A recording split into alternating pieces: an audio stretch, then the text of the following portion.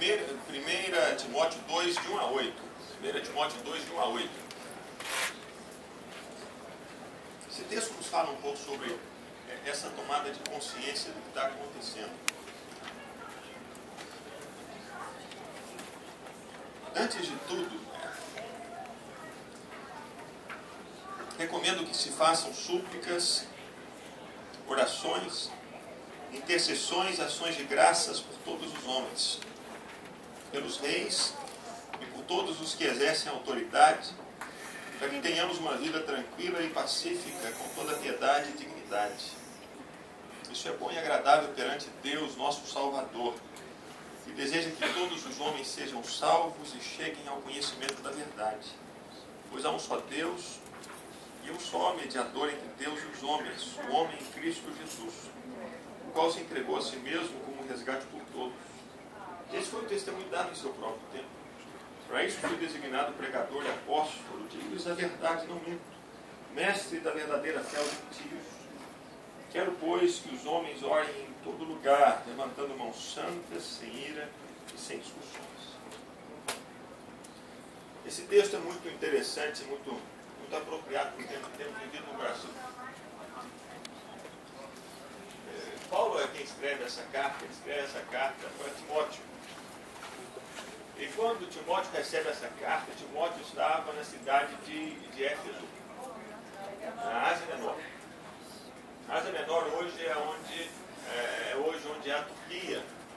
Aqui é a Ásia Menor, Éfeso está ali, e curiosamente, ou infelizmente, essa região que experimentou um avivamento tão tremendo de Deus durante tanto tempo, e que durante tantas décadas e tantos séculos, essa região foi um polo do Evangelho, de onde saíram diversos missionários, evangelistas e pastores pelo mundo inteiro, pregando o Evangelho. Essa região de Éfeso, da Ásia Menor, da igreja de Filadélfia, de Esmirna, hoje essa região ela tem uma população cristã de menos de 1%. Mais de 90% são muçulmanos. Aqui na Turquia, aqui em Éfeso, essa cidade onde estava Timóteo. Essa cidade para onde Timóteo foi enviado como pastor. Essa cidade que havia experimentado um avivamento tremendo vindo da parte de Deus, quando Paulo estava ali exercendo o ministério. Talvez um dos avivamentos mais impressionantes narrados nas Escrituras seja o avivamento que aconteceu em Éfeso. Lucas narra esse avivamento. Lucas diz que Paulo estava na cidade de Éfeso, ele começou uma escola, trazer um ensinamento, uma escola chamada Escola de Tirano, e pessoas de toda a Ásia Menor, de toda aquela região, foram até Éfeso para ouvir o Evangelho. Não somente isso.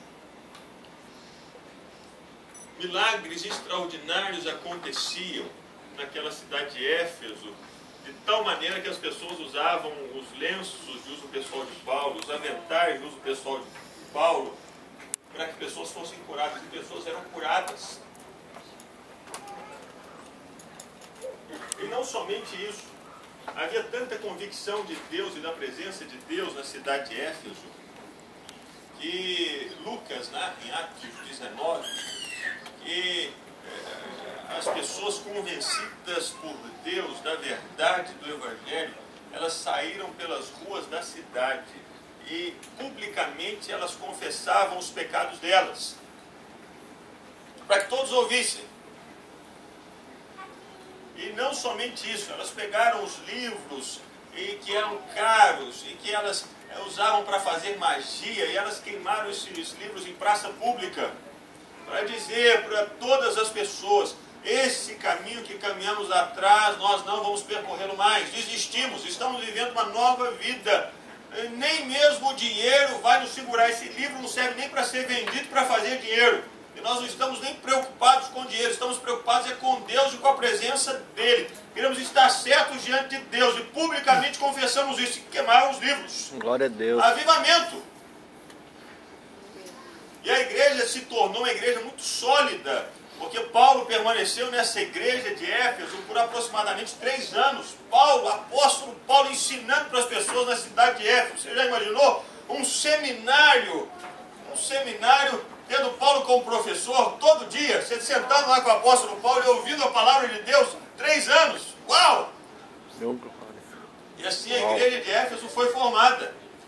somente a igreja de Éfeso, mas a igreja de toda a Ásia Menor foi formada ali. E a gente percebe a solidez dessa igreja na carta que Paulo escreve à cidade de Éfeso. A carta aos Efésios. É uma carta, sim, tremenda. Uma carta sólida, profunda, em que Paulo fala sobre a igreja, sobre o papel da igreja, sobre a ação da igreja no mundo, sobre a ação da igreja nas regiões celestiais, em Cristo. É uma carta tremenda. E agora Paulo está preso em Roma, aguardando o julgamento no corredor da morte. E ele escreve essa carta para Timóteo, agora pastor responsável pela igreja de Éfeso.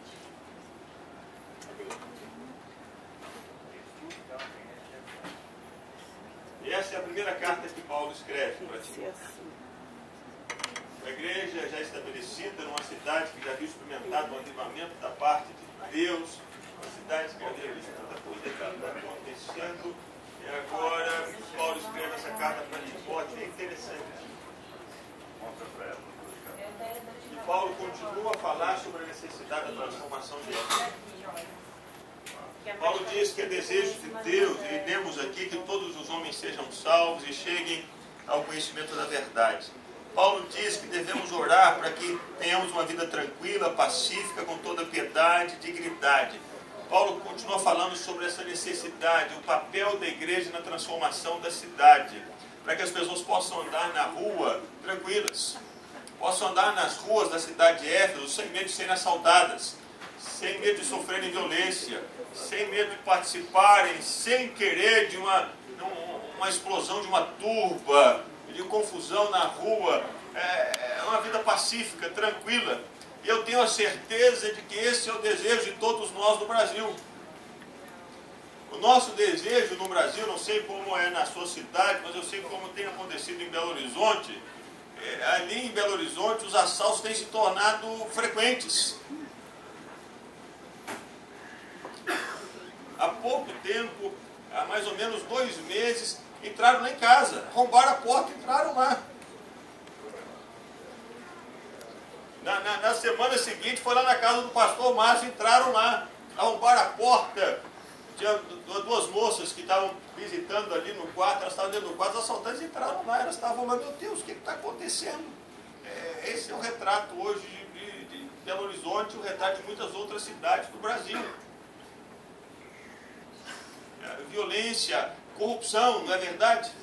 Meu Deus, tem misericórdia. A igreja está presente, temos experimentado esses tempos de Deus no nosso país, tantas mudanças têm acontecido, as pessoas começam a ficar despertadas para Deus, para as coisas de Deus, e a gente percebe essa ação de Deus no país, esse despertamento. Há alguns meses atrás, nós estivemos, eu e a Ana estivemos no Rio com um homem que é um dos diretores da Rede Globo, e ele falava, olha, nós precisamos, nós não concordamos com o que tem acontecido nas novelas da Rede Globo, mas nós não temos roteiristas e muitos autores diferentes que conseguem escrever novelas, temos poucos, e eles escrevem o que escrevem. Ah, se vocês evangélicos tivessem pessoas preparadas para escreverem roteiros de novelas, seria tão bom se vocês pudessem entrar e escrever as novelas da Rede Globo. Mas não tem ninguém. Por favor, preparem alguém. Porque nós temos família. Ele disse, eu tenho família, eu tenho filhos. E não são esses os valores, esses das novelas, que eu quero imprimir no coração dos meus filhos. São outros. Mas não tem ninguém que escreva. Por favor, será que vocês conhecem alguém que poderiam trazer e apresentar para esses autores de novelas, para conversar com eles, quem sabe? Existe um grito na sociedade.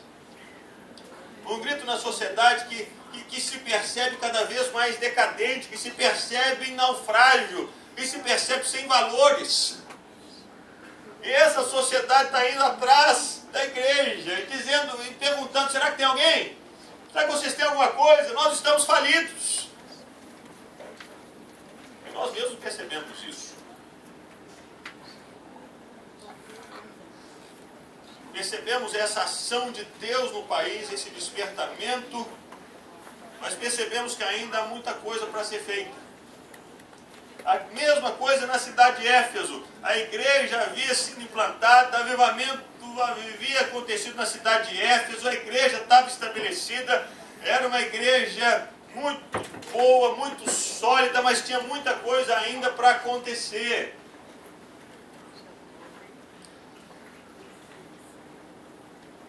Paulo não diz, agora que isso já aconteceu, cruzem os braços que está tudo bem. Não.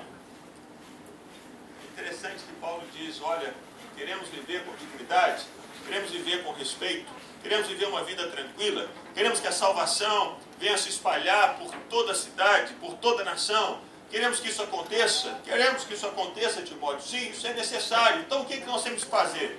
Antes de tudo, diz Paulo para Timóteo, bem, Timóteo, olha aí a tarefa que você tem. Antes de tudo, eu recomendo que se façam súplicas, orações, intercessões, ações de graças por todos os homens. Antes de tudo, em primeiro lugar, temos esse ambiente na cidade de Éfeso, temos esse ambiente no Brasil. O que devemos fazer? Quais devem ser as nossas estratégias agora que vivemos essa nuvem de Deus sobre a nossa nação? A estratégia primeira, diz Paulo, é oração, é intercessão, é súplica, é ação de graça, é adoração ao Senhor, é oração por todos os homens, é oração pelas autoridades, é oração para aqueles que estão investidos de autoridade, é oração. Antes de tudo, é interessante que Paulo coloca a precedência da oração acima de qualquer outra coisa. Ele não diz assim, antes de tudo, Timóteo, uma vez que já temos essa igreja, uma vez que já temos essa presença de Deus, então, Timóteo, comece agora, Timóteo, a distribuir folhetos nas ruas. Não.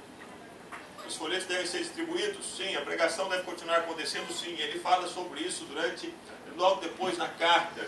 Nessa e na segunda, quando ele diz insta, quer ser oportuno, quer não, cumpra cabalmente o seu trabalho de evangelista, continue pregando. Mas antes de tudo, em primeiro lugar, a primeira coisa, ore, faça oração, clame, interceda. E é fundamental que entendamos isso, meus irmãos.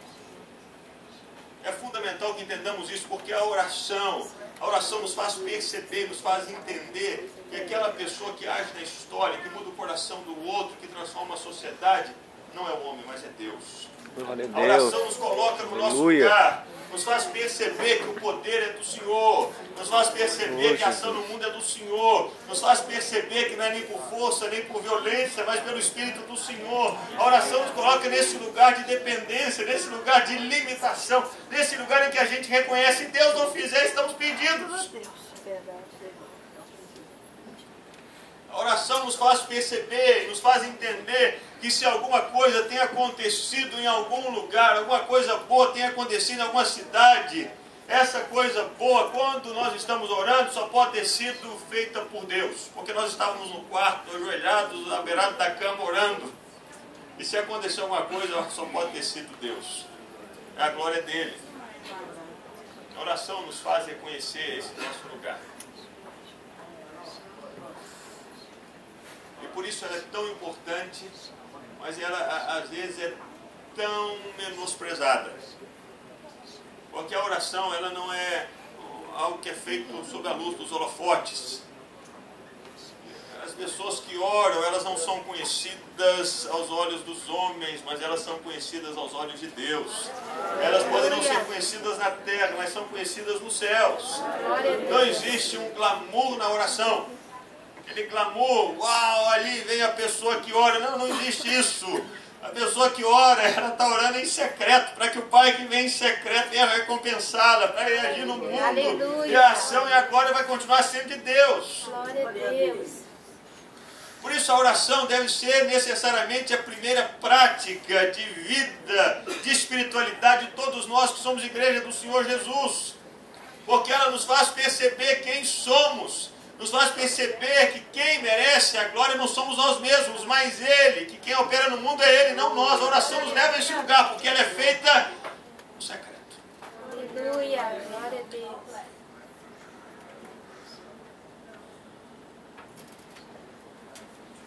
Somos chamados a orar, meus irmãos. É interessante, e nós sabemos disso, nós crescemos ouvindo isso, não é verdade? Uau, quantos de nós não cresceu ouvindo mensagens sobre oração, músicas sobre oração? Eu me lembro quando eu era pequeno, tinha uma musiquinha que a gente cantava na escola dominical, que era: leia a Bíblia e faça oração, faça oração, faça oração. Leia a Bíblia e faça oração se quiser crescer. Você lembra dessa música? A gente cresceu ouvindo a música, mas muitas vezes a gente cresceu sem fazer o que a música diz para a gente fazer. Não é verdade? Falamos de oração, sabemos a importância da oração, sabemos que a oração nos coloca no nosso lugar certo, nos faz reconhecer que quem está sentado no trono fazendo todas as coisas é o Senhor. Ele é quem tem agido no mundo e na história, Ele quer agir no mundo e na história, Ele decidiu agir no mundo e na história através das orações. Sabemos de tudo isso, mas muitas vezes não oramos.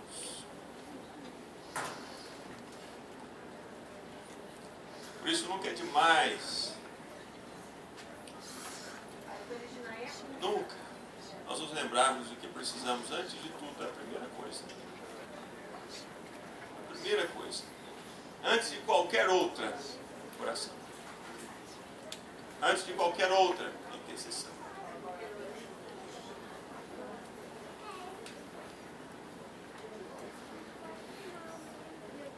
Se queremos ver um Brasil mudado, se queremos viver uma vida mansa, tranquila, com toda piedade, dignidade, se queremos ver as pessoas à nossa volta experimentando a salvação, não existe uma outra primeira coisa que devemos fazer senão essa: oração. Oração.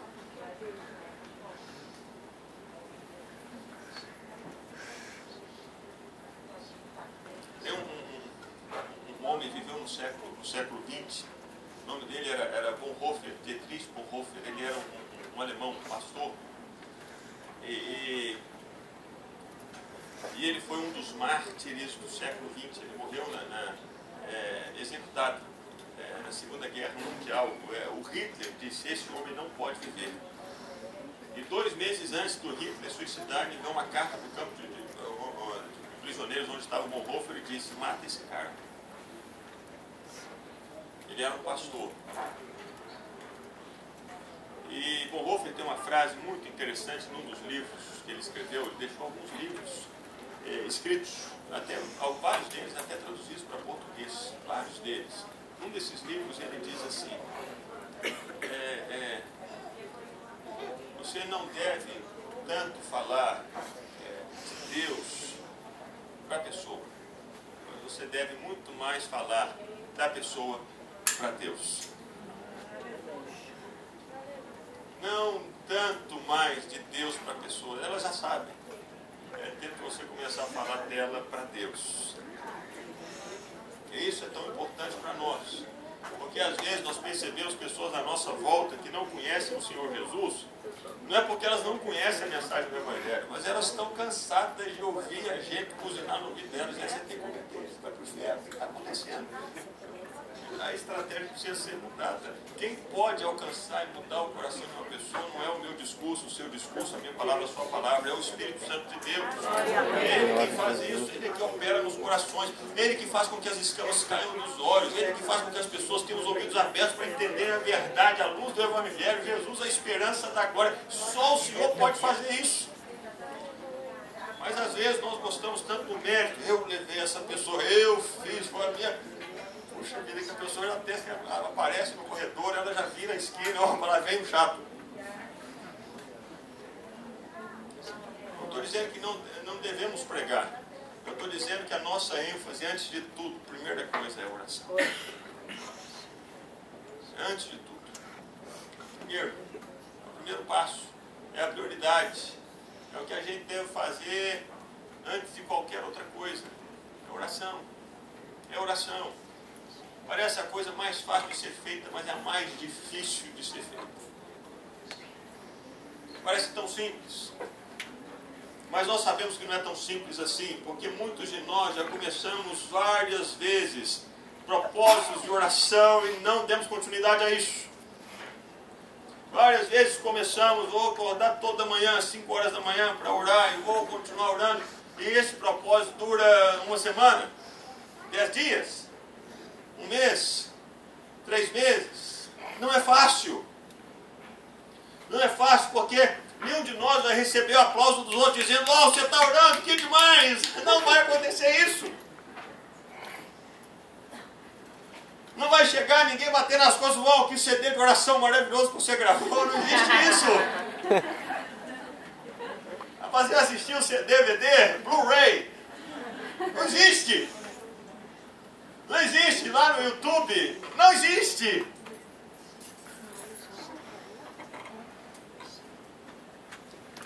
A prática da oração não traz nenhum reconhecimento aqui na terra. A prática da oração nos leva a viver sob a perspectiva da eternidade dos céus. Amém.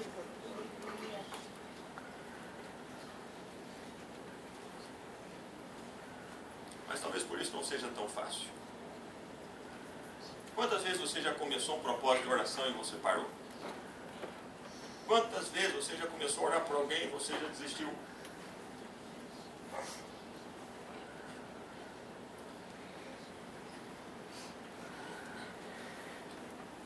O mais impressionante, então, lermos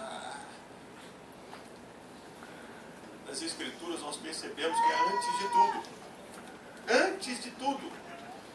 Antes de gravar CD, antes de gravar DVD, antes de sair pregando na rua, antes de começar antes de oração, intercessão por todos os homens, por todas as pessoas. E hoje nós temos um privilégio de começar a fazer isso aqui nesse navio. Tem tanta gente que trabalha aqui, meu Deus, olha que coisa maravilhosa. Orar pelas pessoas que vão entrar lá na sua cabine, para arrumar a sua cabine. Senhor, abençoa essa pessoa quando ela chegar aqui, ela perceba a presença do Senhor nesse lugar. Ela passar pelo corredor e orar pelas pessoas que trabalham aqui. Quando você se encontrar com a pessoa, ela passa e você, Senhor, abençoa no nome de Jesus o pessoal que trabalha aí. Orar, abençoar a casa deles, a família deles. Meu Deus, que privilégio, que oportunidade nos corredores desse lugar. E não somente aqui, mas por onde andarmos. Amém.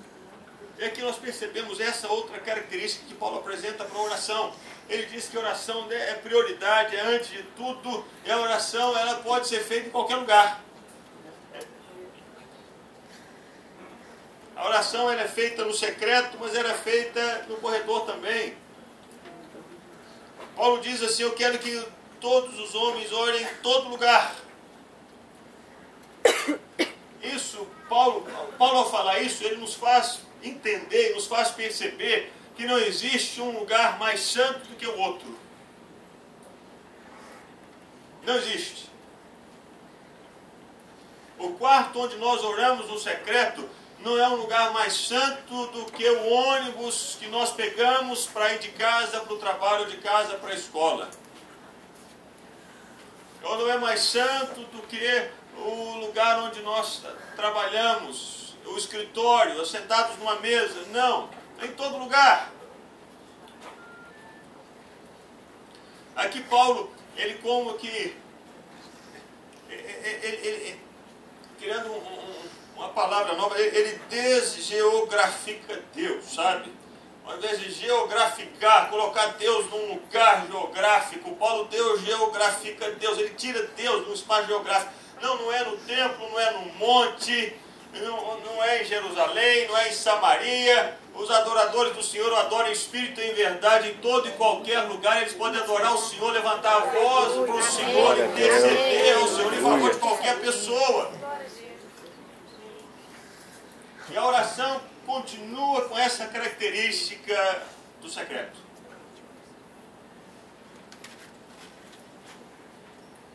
lugar você pode orar. Eu me lembro quando eu vim para o Senhor, eu passei 5 anos longe dos caminhos do Senhor.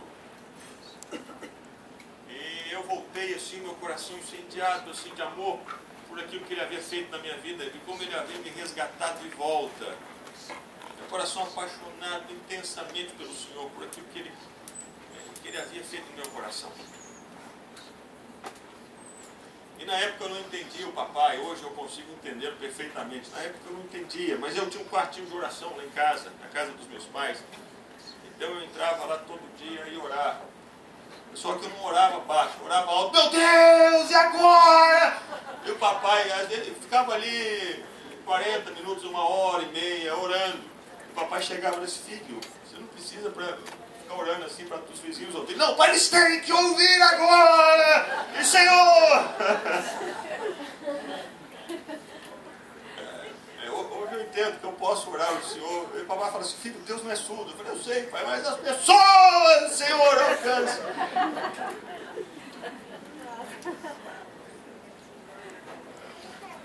Nós podemos orar dentro do ônibus, se a gente começar a gritar, o povo até sair, não é verdade? Vou chamar assim, eu acho que tem uma pessoa ali. Mas podemos orar no ônibus em secreto, Senhor, no nosso coração, abençoa. O motorista, Senhor, abençoa. Senhor, essa pessoa que está sentada do meu lado aqui, ela parece tão triste. Alcança o coração dela. Tira a tristeza do coração dela. O que está acontecendo? Qual a palavra, Senhor, que eu posso trazer para ela agora? Existe alguma coisa que o Senhor quer que eu fale com essa pessoa nesse momento? Deus fala comigo, compartilha comigo. O Senhor a conhece muito mais do que eu. O Senhor sabe as necessidades dela, as lutas pelas quais ela está passando. O Senhor fala comigo, qual palavra eu posso trazer para ela? E ao chegar na escola, ao chegar no trabalho, essa pode ser também a oração. Senhor, os meus colegas de trabalho abençoa-os. Como eu posso servi-los? Como eu posso tornar o nome do Senhor conhecido no meio deles nesse dia? Deus me ajuda. Que eu tenha uma palavra boa, temperada com sal, uma palavra que traga edificação, uma palavra que ao ser ouvida venha fazê-lo se lembrar do Senhor, venha fazê-lo se lembrar da doçura do Senhor. Pai, me ajuda. Em todo lugar. O monte não é um lugar mais santo do que o pé do monte. Eu não sei se lá na sua cidade tem a cultura do orar no monte. Não sei se aqui em Belo Horizonte é uma cidade assim com muitos montes. Então às vezes o pessoal imagina, eu vou lá para o monte orar. Pode orar no monte. Mas a oração do monte não é maior, ou mais forte, mais poderosa, mais ouvida do que a oração que é feita lá dentro do quarto, a oração que é feita lá no meio da rua, enquanto você anda de um lugar para outro. Não. Deus não está preso a um lugar geográfico. Deus está presente da mesma maneira em todos os lugares. Em todos os lugares Ele ouve a nossa oração e responde a nossa oração. Ele age no mundo a partir das nossas orações, quer estejamos no monte, quer estejamos no quarto, quer estejamos no corredor, quer estejamos na escola, quer estejamos no nosso lugar de trabalho, quer estejamos andando pelos corredores desse navio, quer estejamos lá na piscina, em quaisquer lugares. Os lugares são feitos santos, não por causa desses lugares em si, mas por causa da nossa presença nesses lugares. Nós que carregamos o Senhor, nós que temos o Espírito Santo de Deus, nós que oramos e adoramos o Senhor, Ele santifica os lugares por onde andamos. Ele vai fazer isso acontecer por causa dele mesmo. Por isso a oração não está limitada a um lugar geográfico. Por isso, olha que alegria. Podemos estar aqui nos mares do Brasil, podemos levantar a nossa voz aqui nesse lugar, interceder nesse lugar e dizer, Senhor, abençoa o nosso país, abençoa a nossa terra, abençoa o povo do Brasil, abençoa as águas do Brasil, abençoa os céus do Brasil, Senhor, e venham ainda tempos de refrigério e de transformação na nossa cidade, na nossa nação, que podemos levantar as nossas mãos e orar, interceder e clamar ao Deus do céu para que Ele venha intervir na nossa nação. Precisamos tanto. Há muita coisa que precisa acontecer aqui, eu e você sabemos. Em todo lugar. Em todo lugar. Podemos orar em todo lugar. Deus Deus é poderoso para santificar todo e qualquer lugar.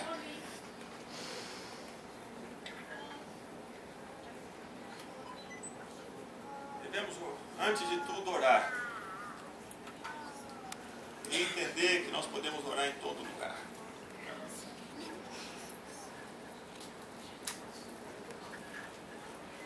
Mas há algo mais nesse texto aqui que a gente precisa saber. Não adianta orarmos em todo lugar se nós não testemunhamos a nossa vida, a vida de oração que temos.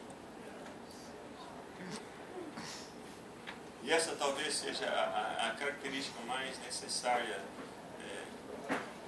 de ser ressaltada para nós nesses tempos tão diferentes que temos vivido. Paulo diz que as orações devem ser feitas em todo lugar. Com pessoas, por homens que levantam mãos santas, sem ira e sem animosidade. Não adianta a oração sem testemunho. Não adianta discurso sem vida. Não adianta palavras sem vivência. Levantando as mãos santas, sem ira e sem animosidade. Paulo fala não apenas da oração, mas fala do testemunho da oração. Essa oração que fazemos ao Senhor, ela necessariamente precisa estar atingindo o nosso coração e transformando a nossa própria vida. A oração que fazemos pelos outros, as intercessões que fazemos pelos outros, elas primeiramente precisam afetar o nosso próprio coração e a nossa vida. Precisam transformar nosso coração, que as nossas mãos sejam santas, sejam separadas, sejam boas, não haja mais ira, não haja mais animosidade no nosso tratamento com os outros, no nosso relacionamento com os outros, mas que eles olhem para nós e percebam e verifiquem e notem Cristo em nós. Amém. De que adianta nós orarmos pelas pessoas aqui no navio e de repente a camareira faz alguma coisa assim que não funcionou bem no nosso quarto, a gente sai xingando ela. Mas que absurdo, ela não trabalha direito. Puxa vida, que triste mundo, não é verdade? Que triste mundo. Que adiantou as orações? Por que vocês acham que em muitos lugares o cristão, o crente, o evangélico está assim tão desmoralizado? Por um lado, nós percebemos esse aumento no número de igrejas, de crentes, de cristãos. Por outro lado, nós percebemos também um aumento da descredibilidade de tantos. Por quê? Falta de testemunho. Falam, oram, esbravejam, mas essa oração não muda o coração deles. Parece até uma incoerência. Oração é diálogo com Deus. Oração é relacionamento com Deus. Oração é nós nos assentarmos e conversarmos com o Senhor. Tempo aquele tempo com Ele. E apresentando pessoas diante do Senhor. E você e eu sabemos. Nós sabemos que à medida que vamos convivendo com uma pessoa, nós nos tornamos parecidos com essa pessoa. Na verdade, quanto mais tempo a gente passa com alguém, mais parecido a gente fica com esse alguém. Não é assim. Nós que somos casados, não é verdade? Nós vamos nos tornando cada vez mais parecidos com os nossos cônjuges. Não é? Por causa da convivência. A gente começa a pegar os jeitos, os trejeitos, as palavras, as manias, e a gente pega. E quando nós nos relacionamos, quando temos amigos próximos, nós vamos nos tornando parecidos com eles, não é verdade? O jeito de falar, os termos que nós usamos, não tem como. À medida que vamos investindo o nosso tempo com alguém, vamos andando com alguém, vamos nos tornando parecidos com esse alguém. É exatamente isso que Paulo está tentando nos mostrar aqui. Se nós passamos tempo com o Senhor, é mais do que normal nós nos tornarmos cada vez mais parecidos com Ele. É mais do que normal Ele vir afetar o nosso coração e transformar a nossa vida. Aí sim, vamos orando pelos outros. À medida que oramos pelos outros para que sejam transformados, nós vamos sendo transformados também pela comunhão com o Senhor. É por isso que Paulo fala sobre esse levantar de mãos sem ira, sem animosidade, em mãos santas, porque essas mãos foram sendo santificadas a partir do relacionamento diário com aquele que pode santificar as nossas mãos e a nossa vida, o Senhor. Aleluia. Por isso não há como dividirmos ou separarmos oração de testemunho, não tem jeito. Onde há oração, inevitavelmente vai haver testemunho. Onde há oração, inevitavelmente vai haver vivência. Porque à medida que nos relacionamos com o Senhor diariamente, vamos sendo transformados pelo Senhor diariamente, de glória em glória. Tendo contato com a glória do Senhor, vamos sendo de glória em glória transformados pelo Senhor.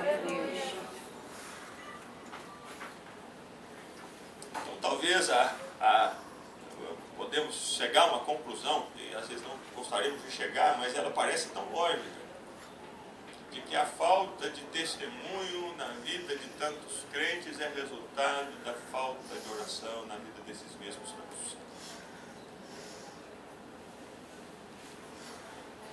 Se não tem havido testemunho é porque, será que não é por causa disso, porque também não tem havido oração? Comunhão? Falta comunhão? Será que nessa falta de comunhão com Deus?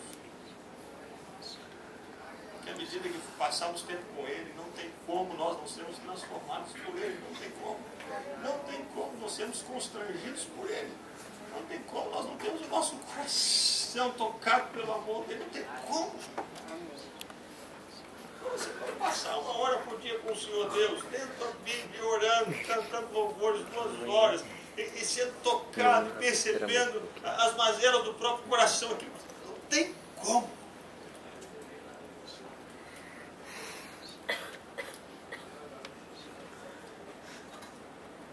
A oração é seguida pelo testemunho. O testemunho é resultado de uma vida de oração.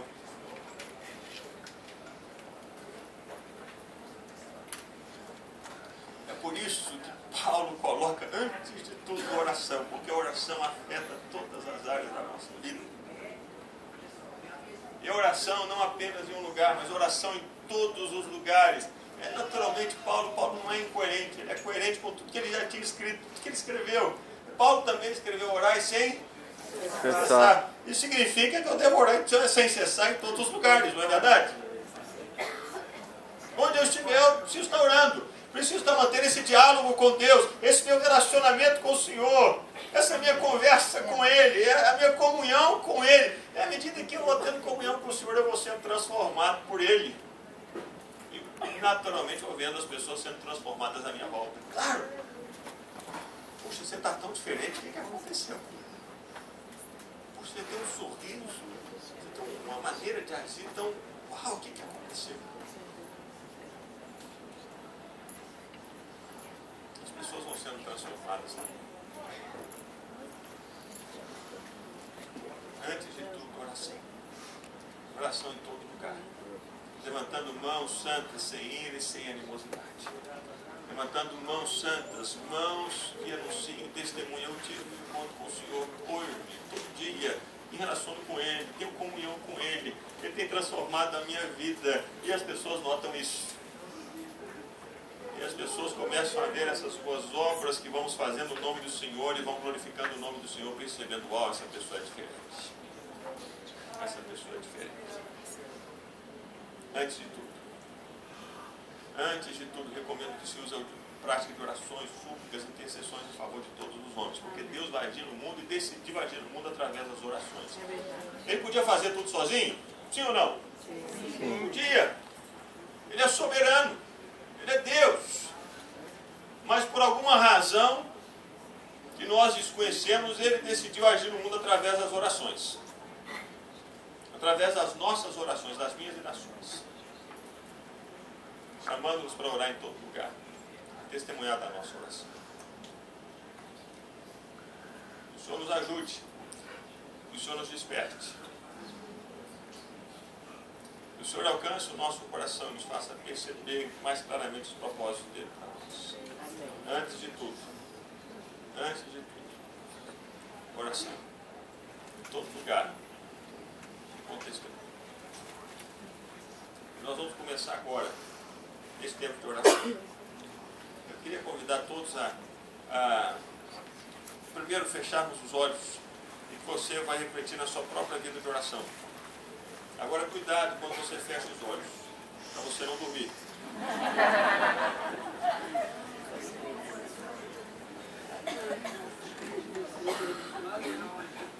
Mas faça essa reflexão na sua própria vida. Eu quero convidá-lo, e eu sei que você já deve ter feito isso tantas e tantas vezes. Esses propósitos, Senhor, eu quero despertar para a oração. Eu já ouvi, eu sei que isso é mais importante. A palavra me diz, está claro, está escrito, Senhor, me faça saber isso. Eu quero voltar de novo. Eu quero voltar a orar de novo. Todos os dias, me encontrar com o Senhor, me sentar com o Senhor, dialogar com o Senhor, ter comunhão contigo, viver esse relacionamento contigo todo dia. É preciso. Me ajuda. Me perdoa, porque fui eu que virei as costas e fui embora do nosso relacionamento.